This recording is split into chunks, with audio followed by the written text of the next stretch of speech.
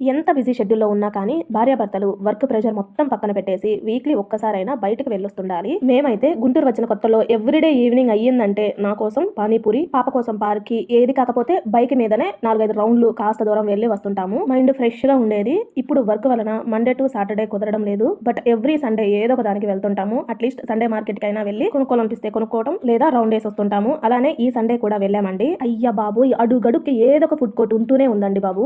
పక్కనే మరి ఎక్కువ అయ్యాయి అనిపించింది. చాట్ తిందామని ఎప్పుడు వెళ్లే ప్లేస్ కే వెళ్ళాం. చాట్ బాబాయ్ మరి ఫుడ్ ఏదొకటి ఎక్కువ అయిపోయాయి ఏంటి అని అడిగితే ఆ బాబాయ్ గారు ఒక్కటే అన్నారండి, జనాలకి రోగాలు ఎక్కువైపోయాయి, బయట తినడం వల్ల రోగాలు ఎక్కువైపోయాయి, తెలిసినప్పటికీ బయట తినాల్సిన పరిస్థితి వచ్చేసింది. అదేంటి అని అడిగితే ఇప్పుడు షుగర్ పేషెంట్ ఉన్నారమ్మా, ఒక ఇంట్లో ఇద్దరే ఉన్నారు, నైట్ రైస్ తినకూడదు, ఒక్క పూటకి ఒక మనిషికి ఇడ్లీలు ఏం పెట్టుకుంటాంలే అని చెప్పేసి బయటకు వస్తుంటారు. ఎలానో వచ్చాం కదా, ఇంట్లో వాళ్ళకి కూడా తీసుకెళ్తే సరిపోతుంది కదా అని చెప్పేసి ఇంట్లో వాళ్ళకి కూడా తీసుకెళ్లిపోతుంటారు. అలా కొన్ని నెలలు అయితే ఒక్కొక్కరికి ఒక్కొక్కటి చేసుకునే పరిస్థితి వచ్చింది కదా, అందుకే బయట బిజినెస్ లు ఎక్కువైపోయాయి, జనాలు కూడా ఎక్కువైపోయారు అన్నారు. మీ ఒపీనియన్